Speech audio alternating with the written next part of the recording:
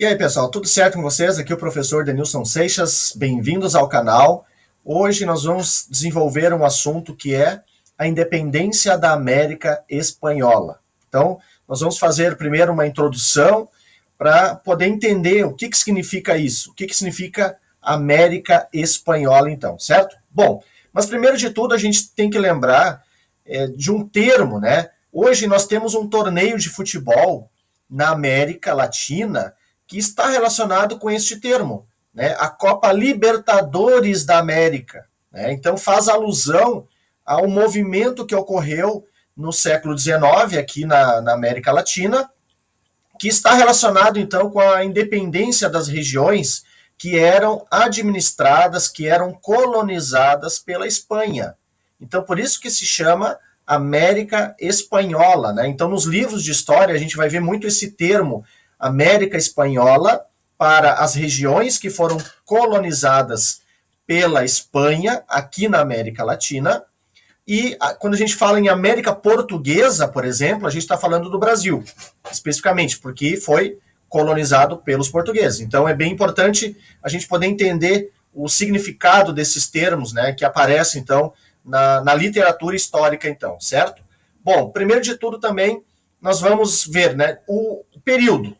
Século XIX, a gente está falando, então, este período que ocorreram boa parte aí da independência dessas regiões, então, que estavam sob o jugo da coroa espanhola. Bom, a gente tem que lembrar também que no século anterior, no século XVIII, na Europa, ocorreram alguns movimentos de caráter libertário, né? Vamos dizer assim. Vamos pegar, por exemplo, o Iluminismo, né, que ocorreu lá na Europa, um movimento intelectual que buscava acabar com o antigo regime.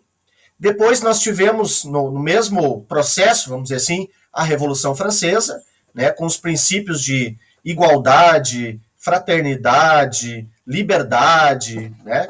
E esses movimentos, então, do século XVIII, de certa forma, eles influenciaram mais adiante, então, no século XIX, esses movimentos. Né? Aqui no Brasil também nós tivemos essa influência, tanto do Iluminismo quanto da Revolução Francesa também. Mas, se a gente for se aproximar, então, né, chegando ao século XIX, a gente vai ter lá na Europa, então, o Napoleão Bonaparte, quem vai implementar o imperialismo lá na Europa, e esse imperialismo vai fazer com que haja, então, um expansionismo do Napoleão. Então, com essa deposição do rei da Espanha no século XIX, o expansionismo napoleônico ele tem bastante força, mais ou menos por volta de 1807, 1808. Então, essa deposição do rei espanhol, ele acaba, de certa forma, enfraquecendo a coroa espanhola e fortalecendo um grupo de pessoas que viviam aqui na América Espanhola, que eram os chamados crioulos. Nós vamos ver mais adiante quem eram esses crioulos, então, certo? Mas isso é importante a gente entender de onde vem, né, esse movimento de independência, de busca pela autonomia das regiões que eram administradas pela Espanha.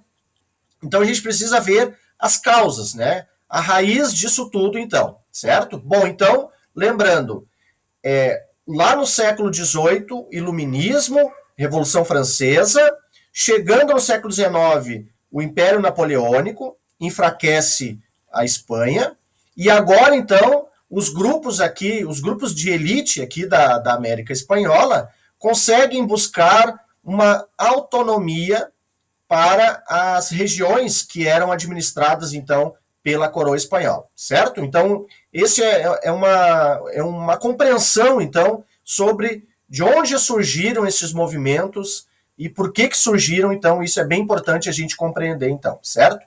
Bom, outra coisa importante, esses grupos de elite, que eram os crioulos, eles criaram, então, juntas governativas para administrar, então, melhor, de acordo com seus interesses, as regiões que agora, então, buscam esta autonomia política administrativa aqui na América Espanhola, então, certo?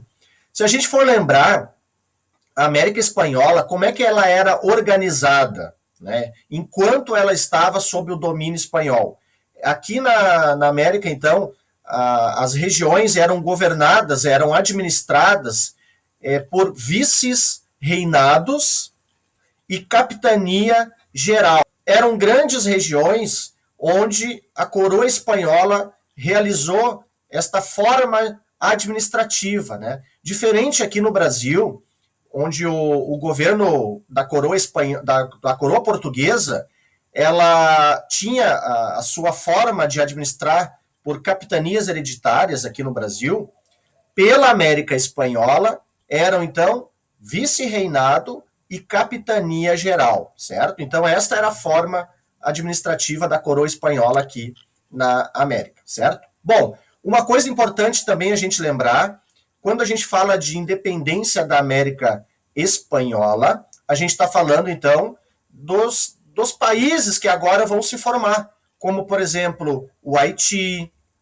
Nós vamos também ver ali a Bolívia, a Venezuela, a Colômbia, o Equador, a Argentina, o México. Então vão se formar os países aqui na América, né?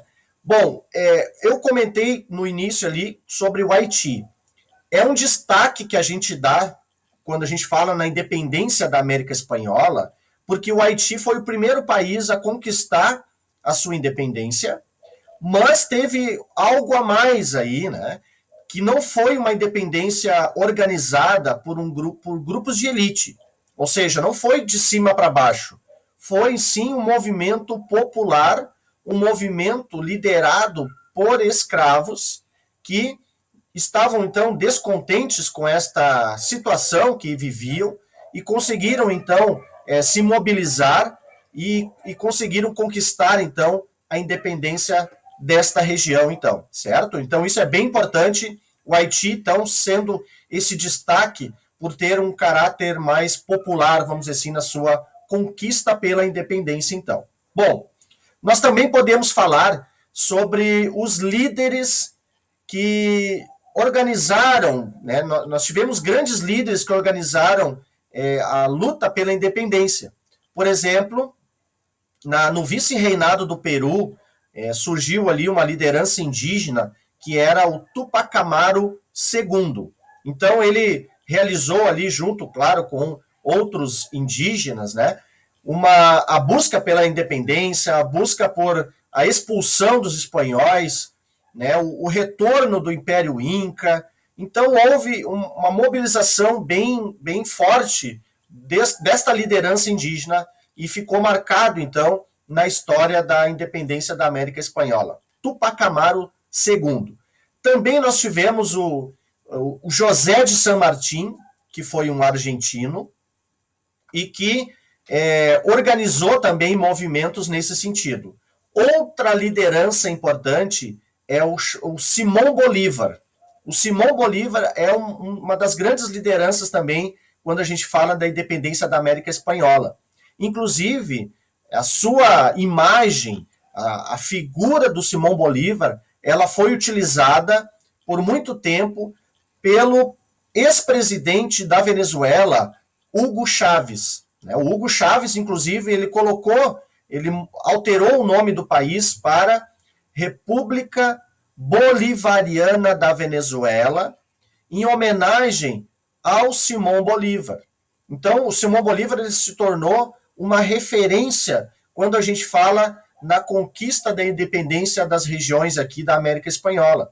Então, o Hugo Chávez, sempre quando fazia discursos, sempre quando aparecia na rede de TV, por exemplo, atrás, né, lá no seu escritório, havia o quadro do Simão Bolívar sempre aparecendo, né? Então, é o chamado bolivarianismo, né? Que foi um movimento que representou, então, essa figura do Bolívar como uma representatividade contra um imperialismo, algo nesse sentido, né? Então, o Hugo Chávez trouxe esta figura para dizer que, então, haveria uma união das regiões da América Latina em torno da busca, né, por uma luta em prol dos seus objetivos comum, né, uma união da América Latina, vamos dizer assim, certo? Então isso ficou bem importante, também ficou marcado aí na história atual, esta referência então, certo? Bom, como eu falei anteriormente, agora eu vou explicar para vocês como é que era a sociedade na época colonial, na época em que a coroa espanhola administrava a América aqui, a América Latina, certo? Então havia uma certa hierarquia social. Então a gente pode colocar no topo da hierarquia social ali os chamados chapetones, que era então um grupo de elite, eram pessoas que ocupavam posições privilegiadas na política e defendiam então a coroa espanhola. Então a ideia dos chapetones era justamente defender os interesses da coroa espanhola aqui na América, né? Então eles ocupavam os principais cargos políticos também. Abaixo dos chapetones estavam os crioulos, e são esses que irão também, como eu falei lá no início do vídeo, eles vão se beneficiar então com o enfraquecimento da coroa espanhola, e eles então vão aqui na América se fortalecer. Então é um grupo ligado à economia, vamos dizer assim, um grupo que são filhos dessa elite de chapetones, que são pessoas também privilegiadas, uma camada alta da sociedade. Então a condição econômica deles é uma condição muito privilegiada, né? São as pessoas mais ricas da sociedade aqui na América Espanhola. Bom, eles exploravam então a força de trabalho indígena e também a força de trabalho escrava, né? Então eram pessoas muito ligadas à área econômica, então eram pessoas muito ricas.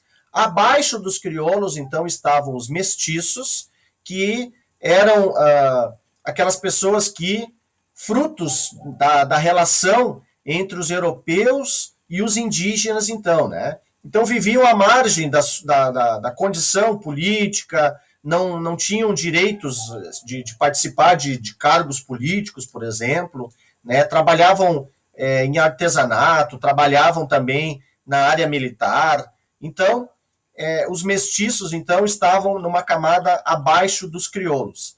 Abaixo dos mestiços estavam os indígenas. Então, os nativos aqui da América Espanhola, que trabalhavam, eram explorados pelos espanhóis, não tinham direitos políticos, então eram pessoas que viviam numa condição extremamente precária, né, muito explorados, então, por estes espanhóis, então, certo? Bom, a ideia, então, de hoje era essa, de fazer uma compilação aí de informações sobre a América Espanhola e a independência da América Espanhola, então, certo? Grande abraço para vocês aí e até o próximo vídeo. Tchau, tchau.